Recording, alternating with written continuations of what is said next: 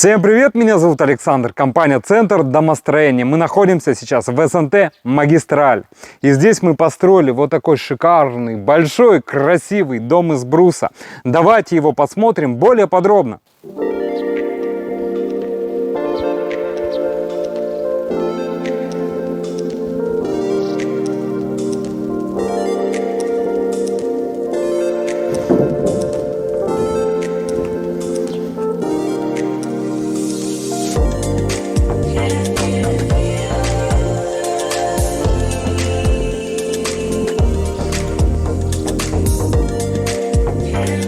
Это терраса.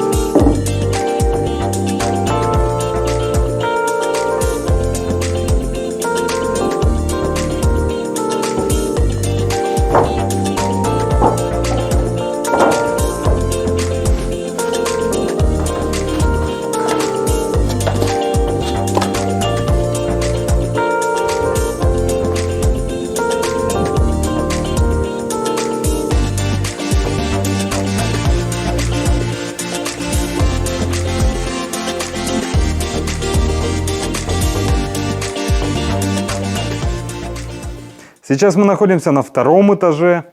Он полуторный, стены были подняты на 1,5 метра.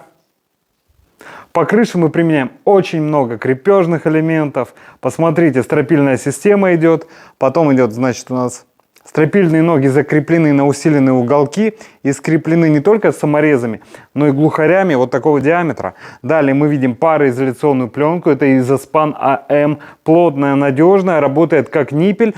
С внутренней стороны она выпускает конденсат, который образуется, а с внешней стороны конденсат подкровельного пространства, там под металлом, не пропускает в утеплитель, и утеплитель полноценно выполняет свою функцию, так как не намокает. Это прекрасно. Далее, потолочные ригеля. Посмотрите, мы их скрепляем не просто на гвоздики, а скрепляем еще также на шпильки вот такого диаметра. Все для надежности.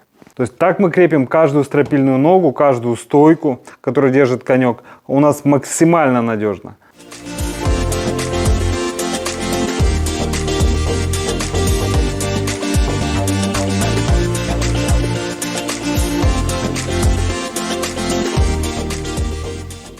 Как видите, пластины, уголки, пообразки, строительные скобы.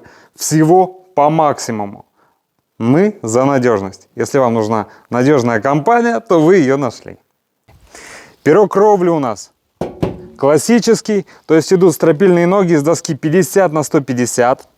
Потом идет гидропароизоляционная пленка из Изоспана АМ. Далее идет брусок 50 на 50. Он нужен для вентиляции подкровельного пространства. Далее идет обрешетка из доски дюймовки 25 на 100 первого и второго сорта. Свежак такой. И далее идет уже металлочерепица, профнастил. Это уже на вкус и цвет. Забыл сказать, еще снегозадержатели, если хотите. Снегозадержатель, водосточная система. То есть, welcome. Все сделаем.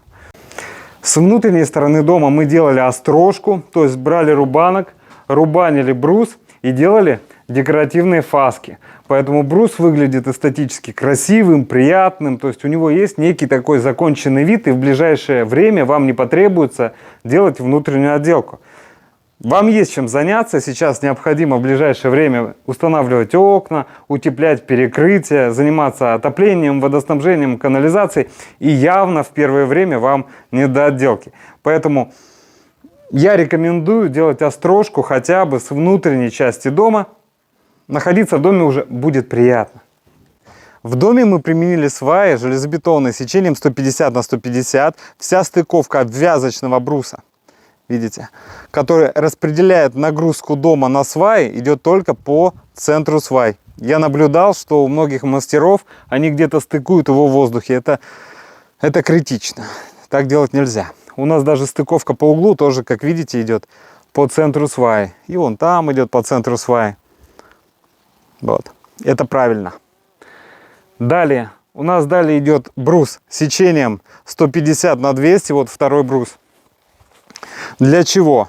Для того, чтобы мы туда смонтировали лаги большого сечения 100 на 200. Спросите, зачем такое? Можно же сделать из бруса, 100 на 150, классика жанра, и многие строители так и делают.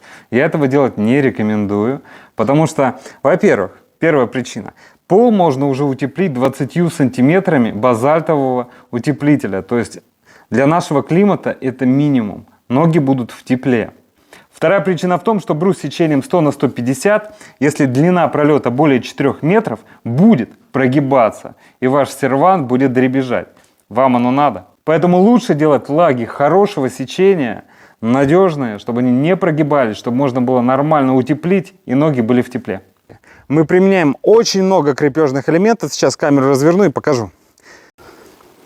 Вот посмотрите наши запилы, насколько они аккуратны. Мы сначала черчим карандашиком, а потом пропиливаем. То есть все под карандашик. Вот следы от карандашика видны. Очень профессиональные запилы и очень много крепежных элементов. Давайте перейду к крепежке. Мы применяем усиленные уголки и скрепляем не только на саморезике или гвозди, которые под нагрузкой просто шляпки могут слетать. Мы еще крепим все на усиленные, на глухари. Глухарь. Вот, очень много крепежки. И вот там еще. И вот там еще. И кроме того, мы применяем строительные скобы. Практически не видно. А скобы применяем для того, чтобы угловые соединения у нас не расходились. Еще обращу внимание на наши стойки, пристройки. Видите, поверху стоят регулировочные болты. Раз, два, три. Это для того, чтобы когда дом усаживался, а стойки усаживаются минимально, чтобы можно было выровнять горизонт дома. То есть стойки подкручиваются, и горизонт данной пристройки выравнивается. В особо важных местах, где будут ходить люди, мы рекомендуем установить снегозадержатели.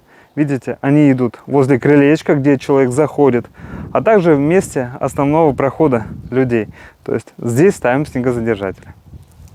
Еще, как видите, все оконные конструкции у нас защищены окосячкой. То есть в дальнейшем, когда придет время устанавливать пластиковое окно, ваше пластиковое окно не зажмет и стеклопакет не сломает, потому что мы его защитили вот такими окосячками.